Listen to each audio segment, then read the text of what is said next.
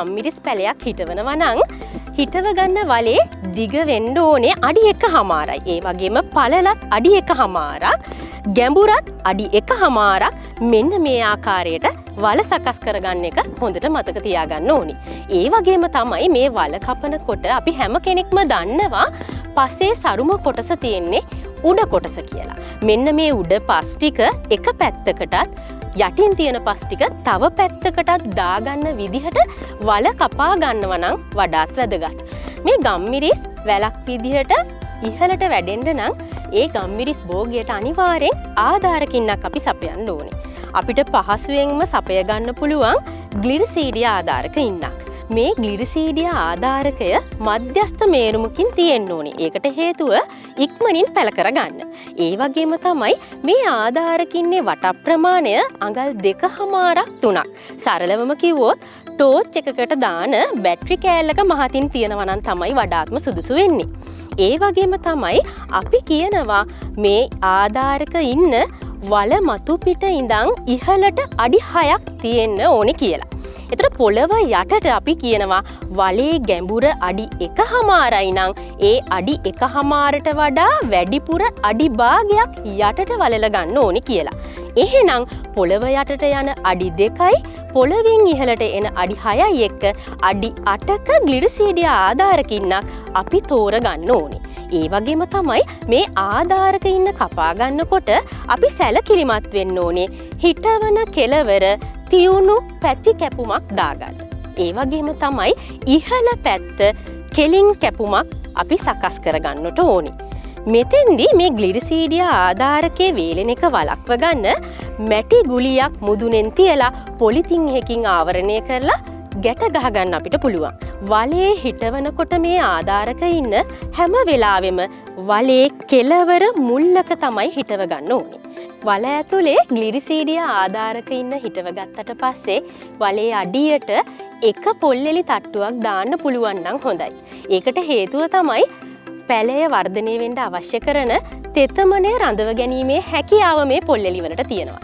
මතක තියාගන්න ඕනේ මේ පොල්ලෙලි තට්ටුව දානකොට හැම වෙලාවෙම මුඩු පැත්ත උඩට හිටින්න වලේ අහුර ගන්න ඕනේ. එමගින් ජලය රැඳෙන ධාරිතාවය වැඩි වෙනවා. ඊළඟට අපිට තියෙන්නේ මේ ගම්මිරිස් වල පුරව ගන්න එක. මෙතනදී කාබනික පොහොර භාවිතා කරන එක හරිම වැදගත්. මෙතෙන්දී මුලින්ම මතු පිටපස් එක්ක කොම්පොස්ට් එහෙම නැත්නම් වියලි ගොම කුඩු අපිට භාවිතා කරන්න පුළුවන්. සමාන ප්‍රමාණවලින් මතු පිටපසුයි කොම්පොස්ට් හරි ගොම හරි කලවම් කරලා වල පුරව ගන්න ඕනේ. අපි හැම වෙලාවෙම මේ වල පුරව ගන්න ඕනේ මුදුන් කරලා. කාබනික ද්‍රව්‍යයි පසුයි මිශ්‍ර කරලා පුරව ගත්ත වලට අපිට පුළුවන් රොක් පොස්පේට් ග්‍රෑම් 100ක් මිශ්‍ර කරගන්න. මේ රොක් පොස්පේට් පුරව ගත්ත වල මතු පිටින් සමාකාරව ඉහලා උදුළු තලයේ ගැඹුරට යනකම් කලවම් කරගන්න ඕනේ. අපි දැන් වල සකස් කරගෙන ඉවරයි. අපිට තියෙන්නේ ගම්මිරිස් පැලේ හිටව ගන්න. මේ හිටවන ගම්මිරිස් පැලේ තෝරගද්දී හොඳට සැලකිලිමත් වෙන්න ඕනේ. මේ තෝරගන්න ගම්මිරිස් පැලේ ඉර එළියට පුරුදු කරලා. එහෙම නැත්නම් අපි කියනවා දැඩි කරපු පැලයක් වෙන්න ඕනේ. අවම වශයෙන් කොළ 5ක් 6ක්වත් තියෙන පැලයක් වෙන්න ඕනේ. ඒ වගේම තමයි ලෙඩ රෝග වලින් තොර වෙච්චි නිරෝගී පැලයක් වෙන්නත් ඕනේ. මෙන්න මේ පැලේ හිටවදී අපි සැලකිලිමත් වෙන්න ඕනේ. මෙන්න මේ පොලිතින් බඳුන කපලා ඉවත් කරන්න. ඒ පොලිතින් බඳුන ඉවත් කරද්දී මේ පස් කුට්ටියට හානි නොවෙන්න ගලව ගන්න ඕනේ. එහෙම වුණොත් මූල මණ්ඩලයට හානි සිද්ධ වෙන්නේ නැහැ. මේ ගම්මිරිස් පැලේ ශේත්‍රයේ හිටවනකොට වෙන පැල වගේ හරි කෙලින් අපි හිටවන්නේ නැහැ. හැම වෙලාවෙම මේ ආධාරක ඉන්න පැත්තට ගම්මිරිස් පැලේ ඇල කරලා තමයි අපි හිටව ගන්න ඕනේ.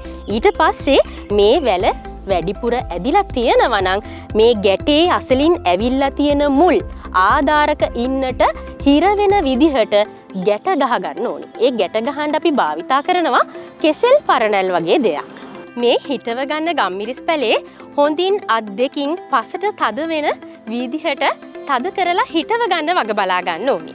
ඉන්න අනතුරුව අපිට පුළුවන් වතුර යොදන්න. මේ පැලේට ප්‍රමාණවත් පරිදි වතුර යොදලා ඉවර වෙලා මේ පස වේලෙන එක වළක්ව ගන්න ග්ලිරිසීඩියා කොළ වලින් ආවරණයක් යොදන්න අපිට පුළුවන්.